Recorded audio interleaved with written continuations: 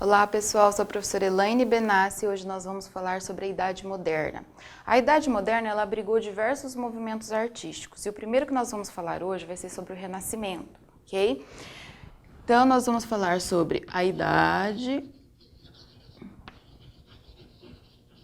Moderna, que durou de 1453 a 1789. Professora, por que essa data aqui? Qual que é a importância? 1453 acontece a queda de Constantinopla, tá? Em 1789 a Revolução Francesa.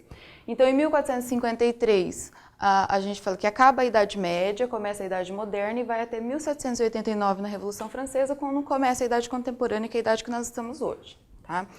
Então, o principal grande período lindo da história da arte se chama Renascimento. O próprio nome já diz muito sobre o movimento, tá? Que o Renascimento é um renascer cultural. Renascer de onde? Da Idade das Trevas, que era a Idade Média, tá? Por que a Idade Média é conhecida como Idade das Trevas? Porque a religião explicava tudo. A religião explicava todas as coisas. Não tinha aqui lugar para o conhecimento científico, né? Então, a Idade das Trevas ela não é muito bem vista pela ciência justamente por isso. Aconteceu assim de uma hora para outra? Não. Foi graças às cruzadas que abriram o mar Mediterrâneo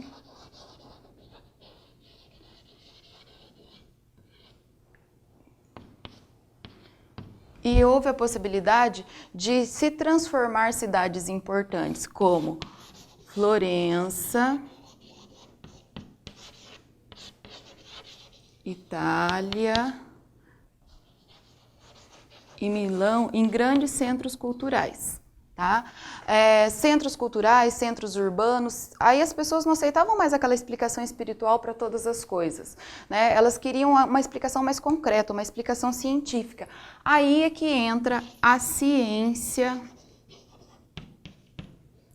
e a arte, tá? As duas vão caminhar juntas. Como assim, professora? Ciência e arte juntas? Sim, porque o conhecimento científico ele vai influenciar nesse conhecimento artístico. De qual maneira? Com estudos matemáticos, de proporção, tá? E a geometria nas construções. Esse renascimento, ele era baseado na arte greco-romana. Eles buscaram inspiração lá nessas civilizações para poder renascer culturalmente. Então aqui volta a questão da filosofia, explicação científica, estudos, né? Porque se a gente for lembrar, por exemplo, lá no Egito, tinha estudo? Tinha muito, só que o povo ele era escravo, então não é um modelo de civilização a ser seguido. Então eles vão buscar na civilização grega e na civilização romana. Esses estudos matemáticos e geometria, eles contribuem na pintura de que forma? A criação da perspectiva.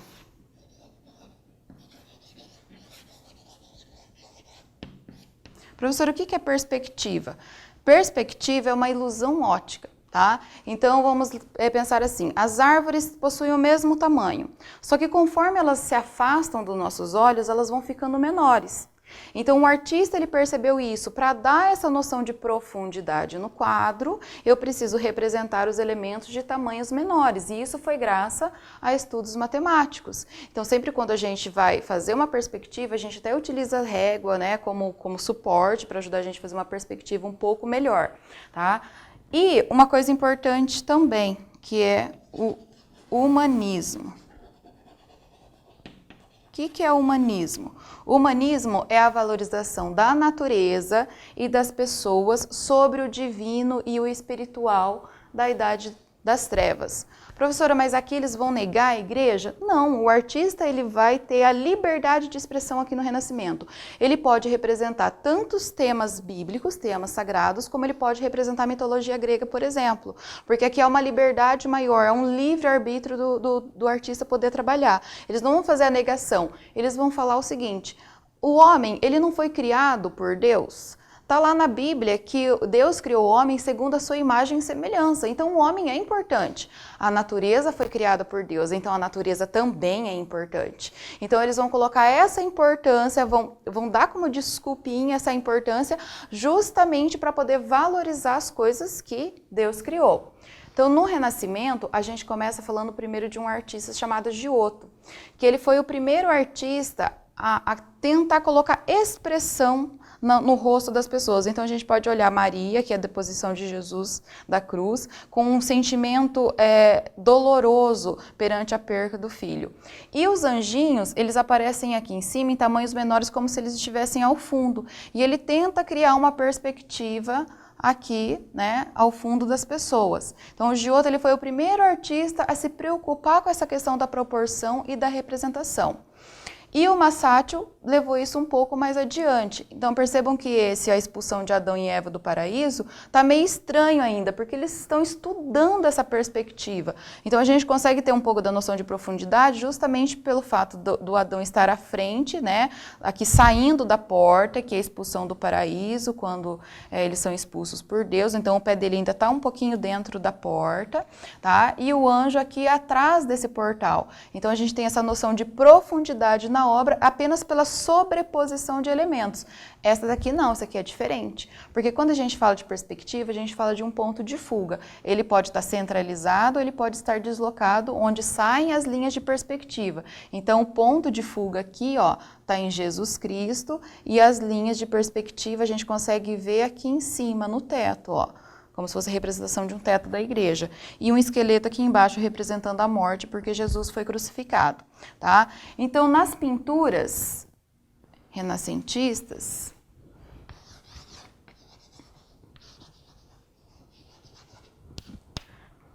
eles trabalham a proporção do corpo humano, eles trabalham a perspectiva, tá? E o esfumato. Professora, o que é esfumato? Sempre quando a gente faz um desenho, a gente não passa o dedinho assim esfumaçando para ficar uma sombrinha, um tom, né, mais escuro, para dar essa noção de sombra e luz no desenho. O esfumato é a mesma coisa, só que os artistas faziam com tinta. A tinta a óleo, ela possibilitou esse esfumato, porque antes a tinta à base de ovo, à base de cera, ela secava muito rápido, ou até a tinta à base d'água, ela secava muito rápido. Então o artista ele não tinha a possibilidade de trabalhar certinho esse degradê de cores que tem no rosto para tornar ele mais real possível. A tinta a óleo ela permitiu esse esfumato. Dentro das pinturas renascentistas, a professora sempre fala o seguinte, que a gente vai lembrar das tartarugas ninjas. Professora, como assim das tartarugas ninjas? Porque as tartarugas ninjas, elas recebem o nome dos 4 principais artistas do Renascimento, que é o Leonardo da Vinci, o Michelangelo,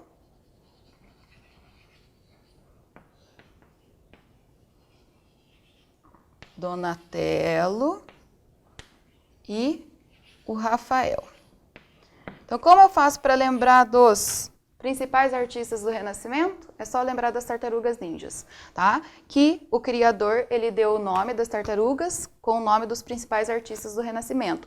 Conforme vai passando, a gente vai poder perceber que a arte, ela vai adquirindo novas formas, ela vai adquirindo nova beleza. Por isso que a professora falou que é um dos períodos mais bonitos da história da arte.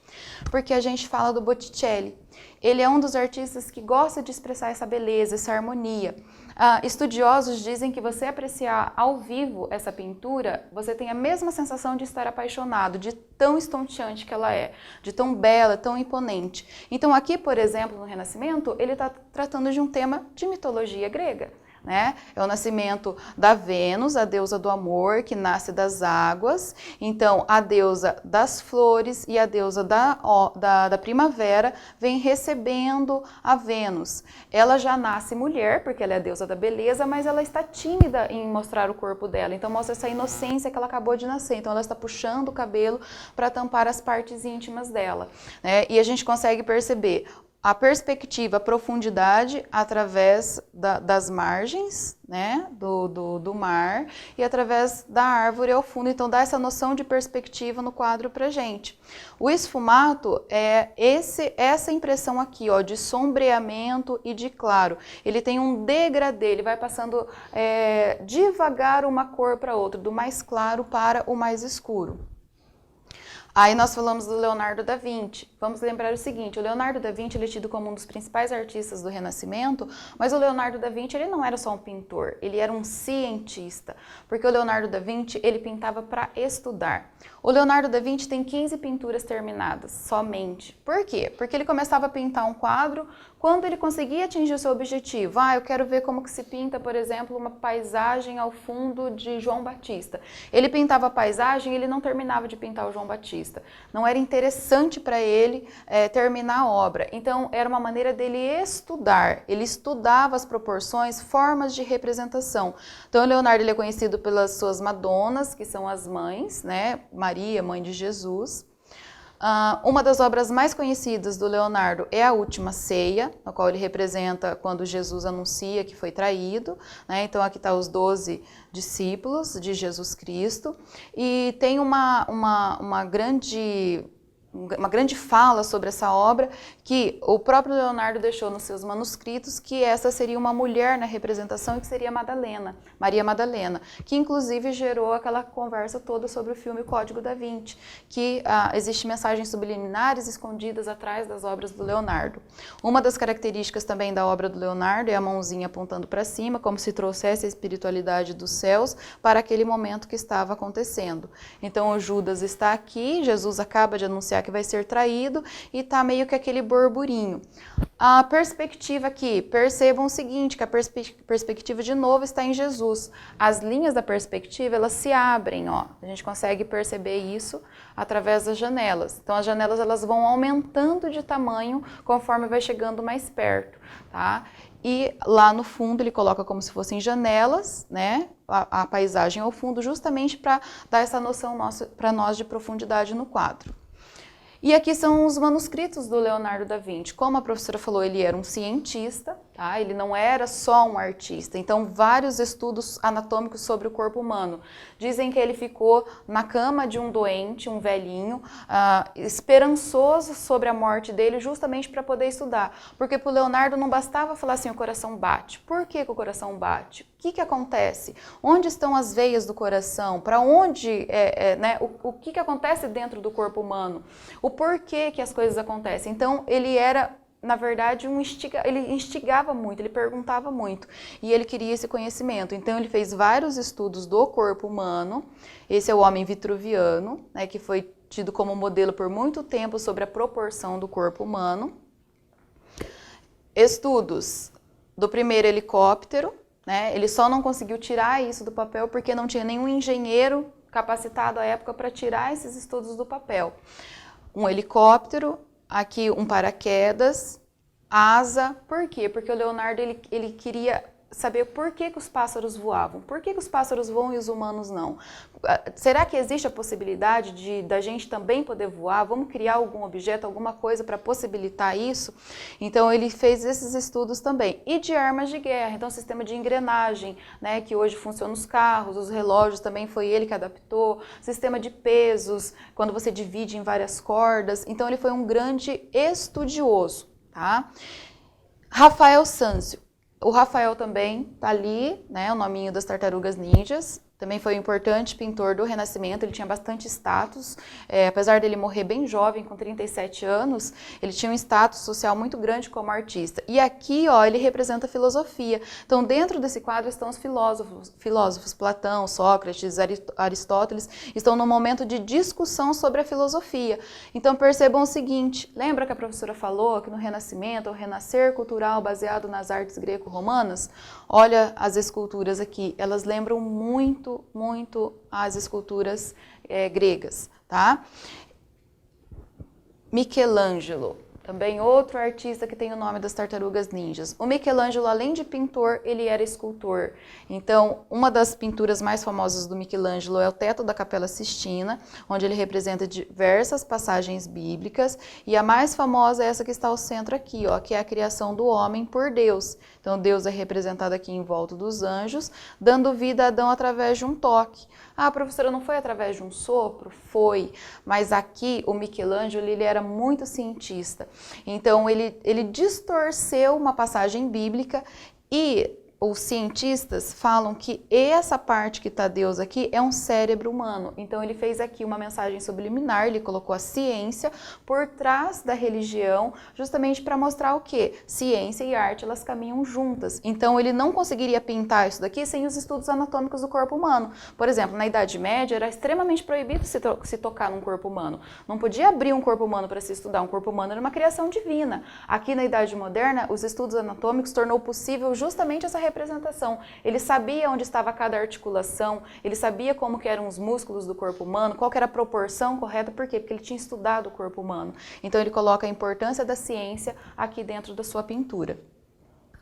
A escultura Pietà, feita num bloco de mármore, quando a gente olha um bloco de mármore com uma escultura tão perfeita, tão espiritual, né, que nos transmite justamente essa dor de Maria com Jesus ao colo, e a proporção do colo de Maria é bem maior do que o real. Por que é maior do que o real? Justamente para ela aconchegar Jesus, ela está aconchegando ele como se fosse um bebê. É sempre aquilo, para a mãe o filho nunca cresce, sempre é um bebê. Então ela aconchega ali o filho dela, o bebê que ela teve, ela sabia que era para Deus, mas ela estava sofrendo a dor da perda de Jesus Cristo. Então ele consegue transmitir esse momento de dor perante a sua escultura. Aqui é o Davi de Michelangelo. Então, o Davi de Michelangelo ele tem 6 metros de altura, tá? Então, o detalhe da mão, então percebam que pode aparecer até os músculos, as veias, né, representando. Se a gente for lembrar que isso daqui é um mármore, que o artista não tinha nada industrial, elétrico para ajudar ele na construção dessa escultura aqui, que teve que ser tudo na goifa, que vai quebrando os blocos e depois lixando para chegar a esse resultado aqui, é divino, é esplendoroso. Por isso que o Michelangelo é considerado um dos maiores escultores do Renascimento. Ele é o maior escultor do Renascimento, justamente por isso. Então aqui ele mostra a feição de Davi justamente na hora que ele está para lançar, né, a pedra. Então aqui ele está segurando o pedaço de tecido e a pedra está aqui na mão dele. Então é o momento que ele está estudando o Golias, né, para poder matar o Golias que estava afrontando o povo de Deus. Até na Bíblia fala que o Davi ele era franzino, ninguém dava nada por ele, né, e que ele colocou as armaduras do soldado para combater o Golias e ele nem conseguiu ficar com as armaduras, né? Ele teve que tirar as armaduras. Então o Michelangelo até coloca ele sem roupa justamente para mostrar que foi ali aquela força divina e espiritual que ele conseguiu derrotar o gigante. Aí nós vamos falar sobre a arquitetura. Então a arquitetura renascentista. A arquitetura